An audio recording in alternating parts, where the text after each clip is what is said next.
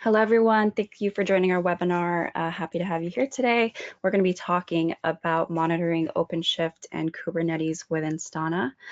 Before we get started, just a couple of housekeeping items. So, of course, this webinar is being recorded, and we'll share it to you via email shortly afterwards. If you have any questions throughout the webinar, feel free to type them into the questions box, and we'll answer those after the presentation and demo. I'm very happy to introduce you to your speakers, Matthias, our Senior Product Manager, and Lutz, our Solutions Architect. And with that, I'll hand it over to you, Matthias. Go ahead, take it away. Hello, everyone. I'm very delighted to be here and having the chance to talk to you a little bit of how our thoughts of monitoring OpenShift and Kubernetes with Instana, the challenges we see with our current customer base, and hopefully some of you are looking forward to the questions. So if we're talking about monitoring OpenShift or Kubernetes in general, I think a good way to start is looking at challenges with microservices in general. As we are moving to this, people are moving forward on monitoring more services, more fine granular microservices. We're seeing that there's a lot of challenges with that, right? One of that is that the technology stacks just grow, right? So it's not that you keep the technology stack, but it's like actually getting more diverse. And they're getting more deep, meaning there's like more technology involved in solving a single service. And as we're moving to these, distributed microservices, we're also seeing like lots of different chains of interactions between these different services. Sometimes really unpredictable kind of change of service interactions. And if that wouldn't be enough, right? These things also continuously change, right? In an era where we need to update and upgrade our software on a continuous basis, these things change dynamically, right? So we have this whole technology stack, these services that interact, and a constant change of structure and code. And this could be seen like, depending on where you are with your microservice transition, could be like yesterday's challenge. And if we move to the next slide, the challenge are actually being exaggerated by anything that involves a bigger cluster, a cluster manager. So today's challenges in monitoring microservices is that it's actually getting even more versatile, right? With the power that teams now have, they are choosing more technology stacks. They're creating more microservices, which is great, right? That's the whole idea, but monitoring behind it gets more challenges. It gets more dynamic, right? The pure idea behind this continuously updating is so much empowered by Kubernetes and OpenShift, is that it's we see this all over the place, that it's getting more and more dynamic. Now, Kubernetes and yeah, please that slide, thank you. So please, so Kubernetes in general is helping us there. And OpenShift in particular is also helping us there. It's helping us defining on what we have, giving a good means of defining on how the scheduler should interact, but we're still seeing the major challenge in monitoring, as we've seen before, that is understanding the full context, understanding the full dependencies, and making sure that this whole setup works in an understandable way. Now, Instana, as a broader solution, provides specific things for all things that might be out of interest in a monitoring environment. This starts with the high-level applications and service area. So we have a continuous discovery of these, but goes down into the different layers to pods, deployments, and namespaces. And our agent the way our agent works is that it automatically, continuously discovers this. Now, for those who are familiar with OpenShift and the ongoing efforts there with OpenShift 4, is that we are putting our agent into an operator, and we're also running it as in the operator framework, or part of the managed by the operator framework. So we are natively integrating ourselves into an OpenShift environment. So we see the whole, we're leveraging and seeing, leveraging what OpenShift gives us, and seeing the full full context of what an OpenShift environment is. Next slide, please. The Instana core capabilities can be summarized in these things, and I just want to briefly run over these, because it's really important to understand of where we see the major problems that people have in monitoring in these, and how we're tackling this. So let's start with the automated discovery, right? For these continuously and changing environments, automatic discovery and monitoring, we think is crucial. Manually configuring things, manually setting up agents, that is not working anymore. We've got a couple of technologies implemented, beginning from the daemon set that it's very easy to install to get our agent running in an OpenShift environment, continues to the operator, which gives us even more flexible way of scheduling our agent in the cluster, down to the agent itself, which is highly dynamic, can be updated continuously, and more importantly, discovers on a continuous basis on what's happening in your stack, right? And attaches and monitors. So like really automatic dynamic discovery and monitoring. Next part to the left, the context guide. That's the whole idea, that we're not only focusing you or our users to a single entity or to a single perspective, to a single metric or bunch of metrics, but putting that into context, right? You might be, as an OpenShift developer, might be interested in your pod, but at the end of the day, the pod is only a measure to means of making understanding and showing, providing some service. So making sure that the pod from the pod you get down maybe to the infrastructure on the host, but you also know which service this is serving, is crucial. And with OpenShift, right, we're adding all OpenShift information here. So we'll give a demo on that, but all information that you provide in OpenShift, you can leverage them there, and you can leverage them in the context. Next up, application perspectives. Application perspective is like a way for our customers to really define what their applications are.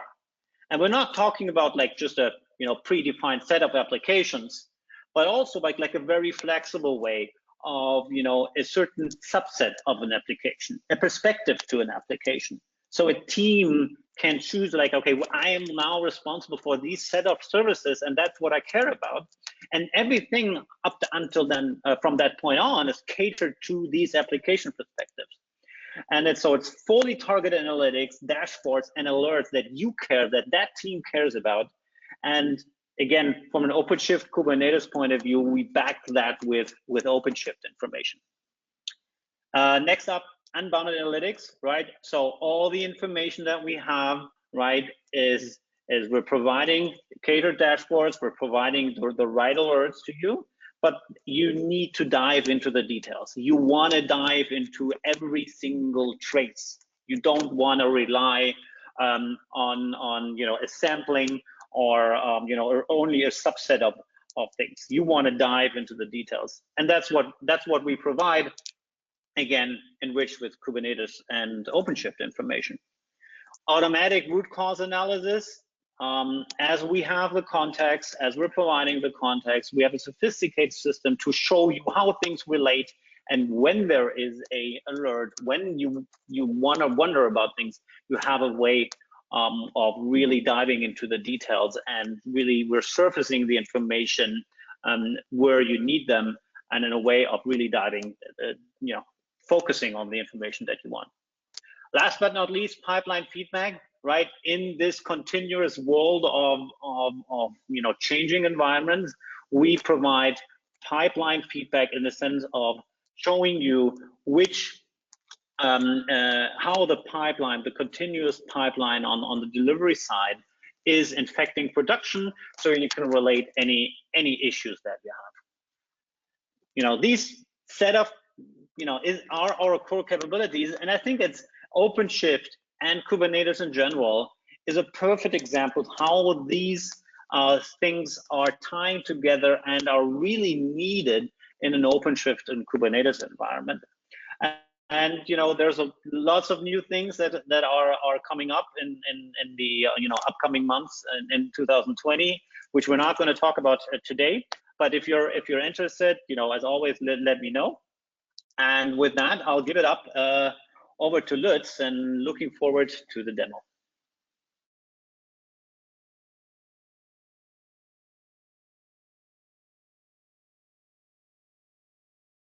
Hi there. So you are currently seeing nothing. Now you should see something. Yes, I think that works.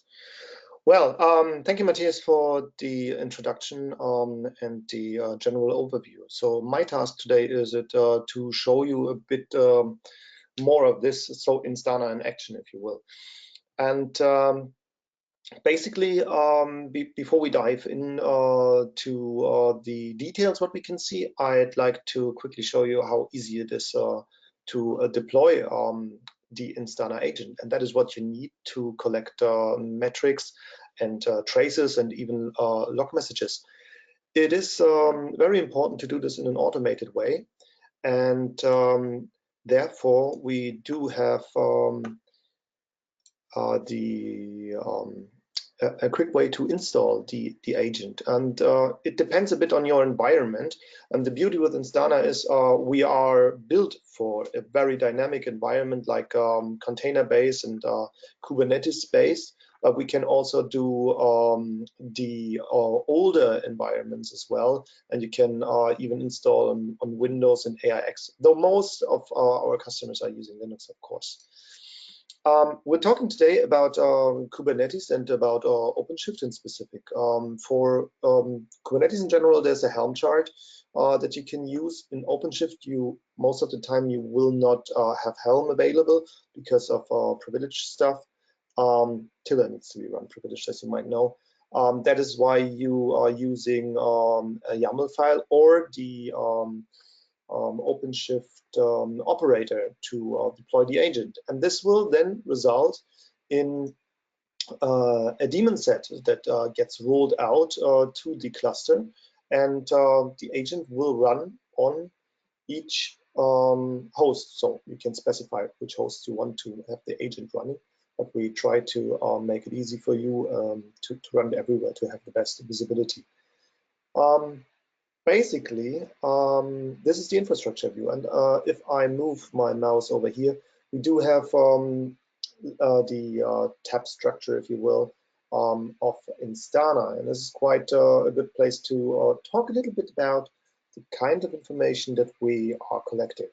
In infrastructure and in Kubernetes, most of the stuff that we are seeing is metrics based. So the agent starts up on a host, and then detects automatically what kind of processes are running there, what kind of container technology is running there. If there's a Docker it sees then the containers, and it can look inside the containers and find out what frameworks are running there, and then attaches sensors in an automated way to collect metrics.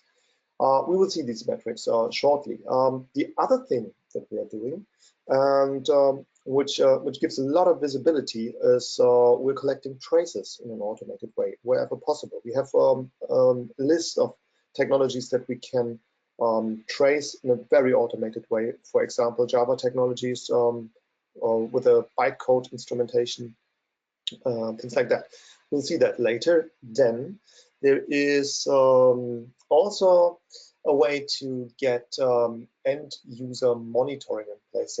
We're calling this is when you have web pages, HTTP traffic that you have in a browser. So you want to see the browser action as well, the user experience. And if you combine all these things together, then you have an end-to-end view of what is happening with your application for each and every call to your application, because we're doing 100% of the traces. We're not doing trace sampling at all. So with that broad overview, let's take a closer look into the environment that we have here. So you're seeing these zones or carpets here, and we have a Kubernetes cluster installed here, and I do have an OpenShift 3.11 installed as well. And if I zoom in a bit closer, you're seeing that these gray boxes have layers in them. And if I hover over them, then you see that we do have containers in them.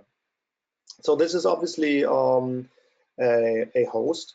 By the way, gray means okay, and all the information that I have here is time-spaced. I'm switching to last hour. I was at a specific time set before that. And for the last hour, I can see here we have a yellow coloring. That means actually that Instana found an issue. We are collecting for all the entities that we are seeing metrics and traces. And based on this information, we are able to alert you if things go wrong. Like on this machine, system load is too high. We'll dive in a little bit deeper into that later. But let's take a look. What have we seen here? So we know a bit about the host system here, and we can see as well that this is a Kubernetes, and it has Docker containers running in it. And we do have more specific information as well about what kind of services we do have here. Let's maybe just open a more detailed view here. This is one of the OpenShift nodes in my OpenShift cluster. And nice thing to see is actually if you switch to the live mode in the last 5 minutes, you see here when you hover your mouse over one of the time-based graphs, that we do have a 1 second granularity for all the metrics. And they're coming in quite quickly as well. So this is near real-time information, I would say. It takes between 3 to 5 seconds for this information to show up. If I go back to the map again, and I zoom a bit in and maybe see one of the containers. So there's another yellow one. This is, for example, a Redis container where we found out that we should probably check up the clients of the Redis, because the cache hit rate isn't that good.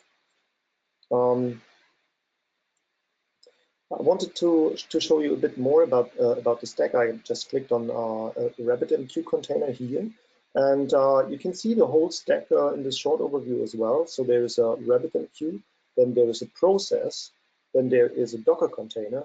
Beneath that is a Kubernetes pod, and then there's a Kubernetes node, and this is the host. And if I click on any of these, I go to the detailed view of that. It's also possible to see here. And Matthias mentioned the context guide. This is, when you click here, you can see that this is part of a stack, and that is quite helpful to move up and down these dependency chains, if you will. I could move further up and move away from the metrics to the traces by looking into the services section and clicking on the RabbitMQ. I'm not going to do this here right now because I want to take another path into what we have deployed here. Basically, I show you a bit of what I have deployed before I go to the view from the browser. We have another view on Kubernetes clusters. We do have the GKE-based Kubernetes cluster and the OpenShift based cluster here in an overview. We also get health status on all the entities that we are seeing. And let me quickly walk you through what is deployed here. So this is the OpenShift cluster that we're seeing, and we get an overview about the CPU allocation and limits, memory allocation and limits, and also on the pod parts. In the details section, a little bit from the Kubernetes parts, we can see events if there are events happening in that time frame that I'm looking at. I'm looking at the last 5 minutes. I'm going a little bit longer now, and then you can see even more of these Kubernetes events, which is quite helpful sometimes to see what's going on. We do have the node information and also the OpenShift specific roles listed here. You know that there is masters and there's infra nodes and then there's worker nodes in your cluster. You can see all the namespaces that we have in here, and there's a specific one that I wanted to point out, and that's the robot shop that we have deployed. The robot shop is a shop application that you can buy robots in, of course. I'm looking at that here. There is a bit of traffic going on. We do have, if you know OpenShift, you know that there is additional objects to the objects that you're seeing in Kubernetes, like deployment configs. This was introduced by Red Hat before there even were deployments.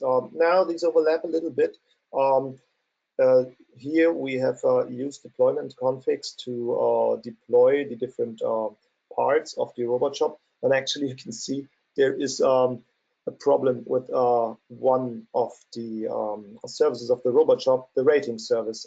Well, available is 0, desired is 1, but this isn't running. It is actually crashing. Available replicas is less than desired replicas is the warning and the issue that is raised. These issues you can also use to alert upon situations, and I can show more on that later. For communication inside the cluster, you will need the Kubernetes services, and you can see, of course, the pods as well, and have different views on that. There's also available a graphical view to show you who's consuming how much. I didn't define it here, right? How many containers are running, but if I had limits and requests defined, I could see them here. There's just a quick overview here. I would like to go a bit into this from a different route because I want to show you the end-to-end capabilities that we have. This robot shop has a web page as well, and the thing is, when you have a web page, you can track what the user is doing in that web page by including a small JavaScript snippet that reports these actions back to the Instana backend. That usually runs in SaaS, but can run on-prem as well. If you were wondering, your financial and insurance customers really like to use on-prem configurations. In the summary here, what can we see? So for the last hour, we had like 1,600 page loads and page transitions. And actually there is a few JavaScript errors, but what else do we see? We see there's a spike in the onload time here, and I can mark this with the mouse, and this marking is actually done in all the time-based information graphs now. It's taken to the URL as well, and you can send it to a colleague if you want to investigate. You can also zoom into that time frame if you want to get a better view of what's going on there. And we could slice and dice this a little bit more and just have certain browsers and things like that. For my intents and purposes now, I want to dig deeper into what happens there. So I click on Analyze Page Loads, and this brings me to our Analyze section. While there are a lot of, most of these solutions, APM solutions, they deal with lots of dashboards, and you might know Prometheus, Grafana, you have to build the dashboards yourself. We have a few dashboards that are very similar looking, so it's easy to navigate. But for the more interesting information, we provide the Analyze section that is a powerful tool to dig into the wealth of information that we have. And this makes it possible for you to bridge the different silos that you would usually have if you would deploy your own stacks for logging, for metrics, and for tracing. So there are a lot of different calls in here. I just pick one. This is page loads that we're currently looking at. This is automatically generated for the stuff and searches for the robot shop and the call on the landing page. And then I'll just take a look at one of these. We have built this demo in a way that we collect all the information that we can. So there might be the question, is it really okay to collect usernames or not? By default, it's not activated to collect usernames at all. You can also add additional information and track this in Instana. And then you can see what is happening in the browser and what's done there. You can also see details here, and with the view backend trace, you get to the detailed information of what's going on in the backend for that trace. And this is quite helpful. So we have these spans here and the names of the services, of the microservices, now involved into delivering this call. This is, and you can see it above, an erroneous trace. Erroneous trace means that the last call here on the top gave an error. So that came from landing page and the robot shop and went to the front end. Front end came back with a 500 internal server error, which is not good. You can even see where this call was executed, and this information is very helpful in these highly dynamic environments. And since we are getting all the calls, you can be sure that when your customer calls and tells you, well, your application is kind of slow for me, you will find this call in Instana. So there is a shop front end service, Node.js, and it runs on the front end Docker service in this pod, in that Kubernetes cluster on that node. We've seen this information before. When I want to look further for the problem here, so I can click through the list, but I'm seeing here that this goes down until the database. It hits the database, and even the database connect call has a problem. And this now tells me connection is not available. Request timed out after 5 seconds. It's a GDBC connection. I also have a stack trace, which is can be very helpful for diagnosing, debugging your problems. So Instana is a tool for everyone, for software developers, for DevOps people, and even for the people that care about the platform. We can show you the source code as well. So in this case, it's a Java-based code. It's decompiled bytecode. For this to work, the JVM that is running the code still has to be available. The agent is going to reach out and grab this. So the MySQL has a problem, and I can click on the MySQL, and I'm still in that problematic time frame here. And this is the MySQL service. So we're now we have jumped to the applications view. This is just one service, and it has 100% of errors. So I should probably take a closer look at my MySQL database here and what's going on there.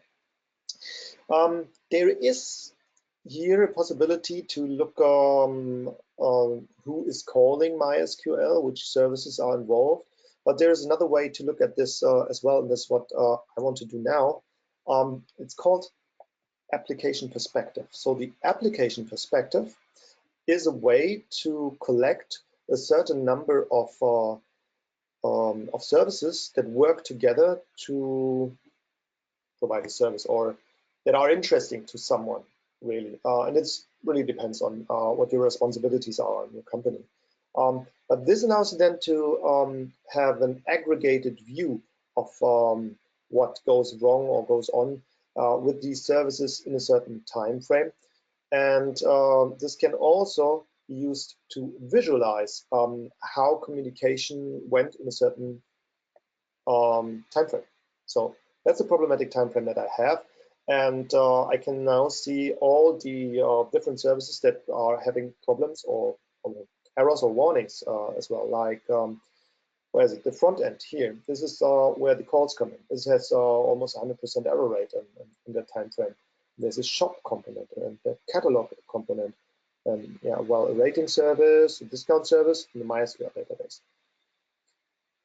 Let's take a closer look at the events that are involved here. So we have issues that we've raised, and we've seen a few of these before, and I'll take a look at that. This brings me to the event section, and I'm still in the problematic time frame. I can see that in that time frame we have an increasing number of warnings, and then there are critical errors as well.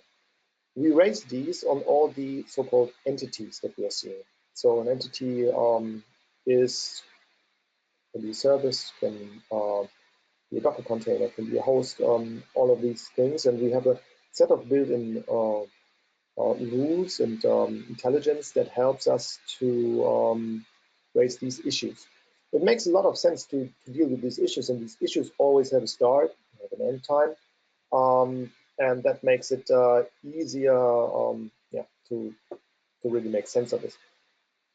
There is issues, these are on entities, and then there is incidents. Incidents is a way for us to group these issues into streams that belong together. So basically, Instana and the Instana agent is able to see dependencies, right? It sees the deployed technology stacks on the host and knows that these are dependent, they're interdependent. And then on top there is services, and these services, they call each other, and we are tracing these calls in an automated way, and as I said, tracing 100% of them. And once we find issues and warnings, we can then use this information that we have in our internal graph database to help you make sense of what is involved and where the root cause really lies. So there is a triggering event here. There's a sudden increase in the number of errors on the EUM front end. There is the EUM shop involved as well. Errors and latency that is has gotten worse. The catalog service is the same thing. Error rate is too high for discount service. We've seen this in a graphical representation in the application perspective already. Here it is grouped together to make sense of it, and then there's the MySQL that has problems, and we do also get the change events here, and this is the MySQL D that went offline. But you can you might ask yourself, oops, it was right. You can open it here and see the details for the MySQL, for example, for when the event started, when it finished. You could also go to the analyze call section. We have built-in events for this. So this is currently there are 215 events defined here. You can add your own events, and this goes from physical monitoring, like is there enough CPU or CPU or memory is running low, to call latency, error rates, and disk filling up and things like that. This is also the basis that we would use for alerting. There is different alerting technologies excuse me, that are supported, and most of the stuff that that we see out there is in here already. If you want to be creative, use the webhook, and then you can combine this with other technologies as well. Log management integration is also something that that we're doing. There is a few things here already. Humio, Splunk, LogDNA, Elasticsearch, Fluentd, Kibana is coming up and on the roadmap. I didn't mention the logs. I didn't show the logs. This is also something that you can do. It's also quite interesting to take a look at. Like we're still in the problematic time frame here. Looking at error logs or error messages and log messages, there is a few entries here. And when I click on one of these entries, I immediately jump into the analytics section, into Unbounded Analytics, as we call it, and can see calls, in this case, that are involved. And if I click on one of these calls, I get shown the trace that we have for that, and can take a closer look into what is going wrong in here, and I have the log messages here. So to provide a bit more insight into this, we're not a tool to collect logs for auditors or collect information for long-term storage. Instana is done in a very efficient way to make it easy for you to diagnose error situations and performance issues in a dynamic environment. That's where we excel, I would say. And containers and Kubernetes are a major environment for that, I would say. So with that, I think I'm through the demo and most of what I wanted to show, and we can move on to the Q&A section. Perfect. Thanks, Lutz.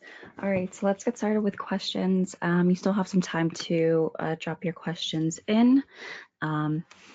We'll have a few more minutes here. So first off, we have the question, do you also support Rancher 2.2.8? I'll take this. So yes, we do. Actually, we have a pretty nice support for Rancher. We're discovering that your cluster is managed by Rancher, and you can actually, all things that you saw from Lutz, this Rancher, additional Rancher information you can also use. So the answer is yes. Perfect. Okay, next question. I'm an OpenShift dev. What do I need to do to get the most value from Instana quickly?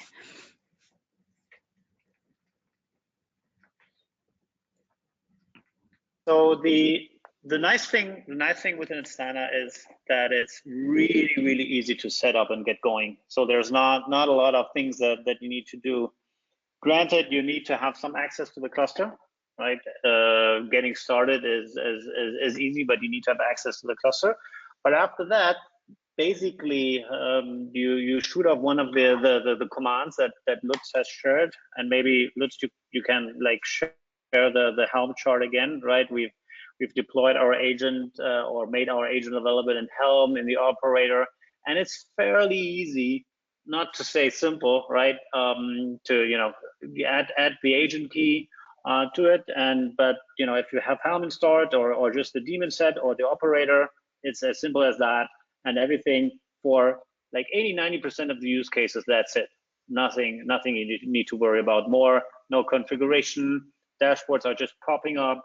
You get into the full insights that Lutz shared. Very little effort.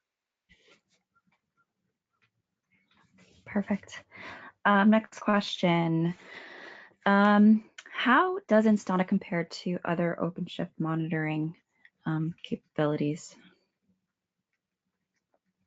Well, I take that. So basically, you need to look at what you want to do. And in the market, there's different tools out there already.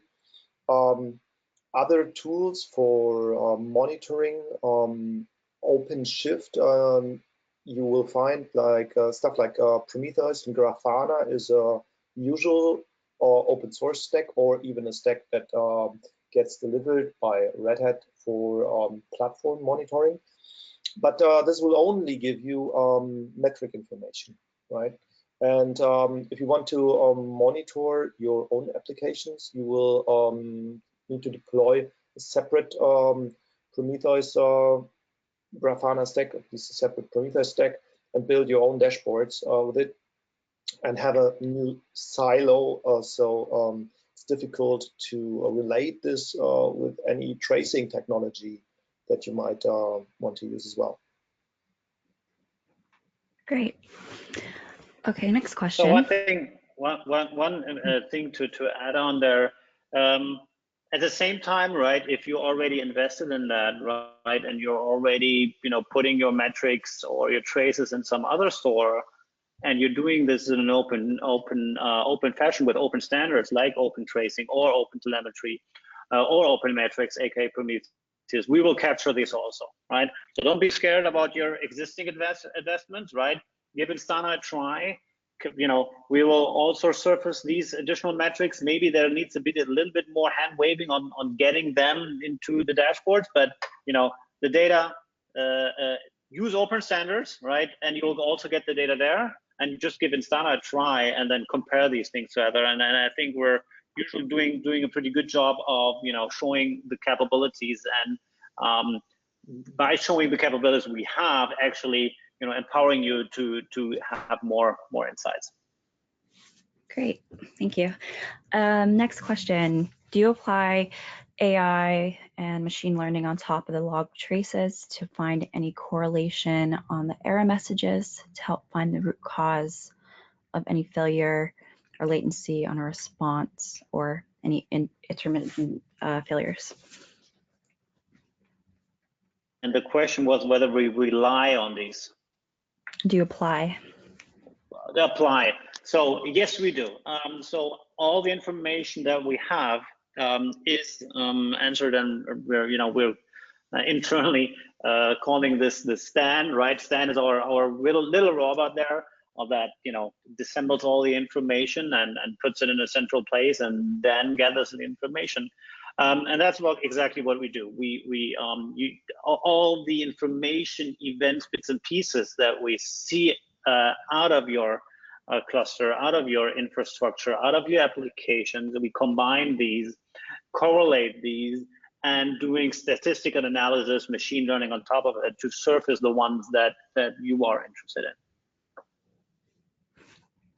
Great. Okay, so I think a follow-up to that is Instana a replacement or complementary for third-party tools like SysDig for monitoring, and does it have more features than open source and Prometheus? So I'll take that. So generally, SysDig has a different different goal and different integrations, more infrastructure focused. This is actually the thing that what is the difference to most of the open source stacks and open source tools out there. They are mostly just dealing with one of the pillars of observability information, like they're targeting logs, or they're targeting metrics, or they're dealing with tracing. And they might, like Istio, for example, just do that in a very specific scenario in a service mesh, if you've heard about that. So it's a layered network approach on top.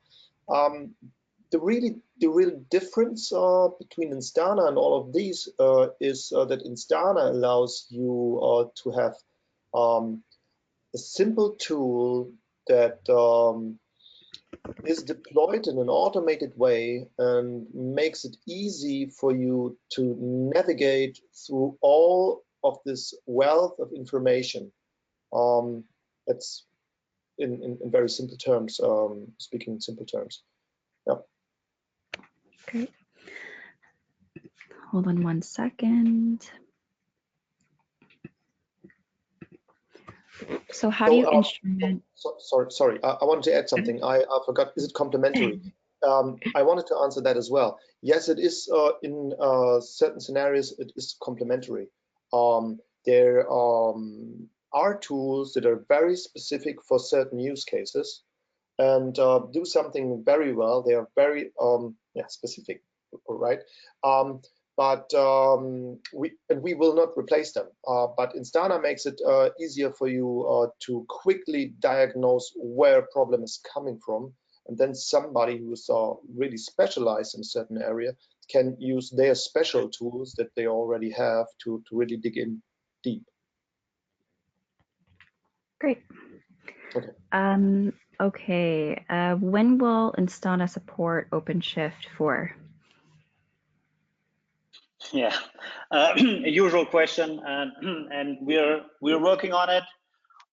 We are shipping Kubernetes 1.16 support in a couple of weeks, and with that, the groundwork for OpenShift 4 support has been laid out. So soonish, right? PMs, it's always a fun question for PM, and we always hesitate to give very concrete dates, but soonish, like February timeframe. Great. Next question is what or how is Instana licensed per worker node? So I can take that. Instana is licensed per node. So there is the operating system, and the agent is usually installed on operating system in a Kubernetes environment or a Docker environment. You can choose to deploy the agent containerized, and then the host is the basis for calculating license fees. Yes. Okay. One final question, and we're out of time. How do you instrument a process running on a nearly serverless environment like Fargate in a lightweight way? Yeah, so the whole serverless discussion is applicable for Kubernetes with Knative, but more importantly for the public cloud vendors. And Lambda being the most prominent example, but the other cloud vendors have something similar. We have just launched our Lambda support with the AWS reInvent last year, and we're expanding that to other areas and to more workloads and to more cloud environments. The piece here is that there's no agent involved, so we are in the Lambda and the Node.js space where we are adding a little bit piece of code where basically we're capturing the important information and sending it besides not having an agent on the host, and we're expanding this setup basically to all serverless environments. So if there's like a specific technology, specific environment that you're looking into, please reach out to us. But we're basically capable of doing it, and it's a matter of lining up the specific integrations, from which you will see a lot throughout the year. Great. All right, it looks like we are out of time. If we didn't get to your question, don't worry, we will respond to you directly. And if you can think of any other questions, feel free to reach out to us after the webinar. With that, I'd like to thank you for joining. Thank you, Matthias. Thank you, Lutz. With that, have a great day. Thank you, everyone. Bye.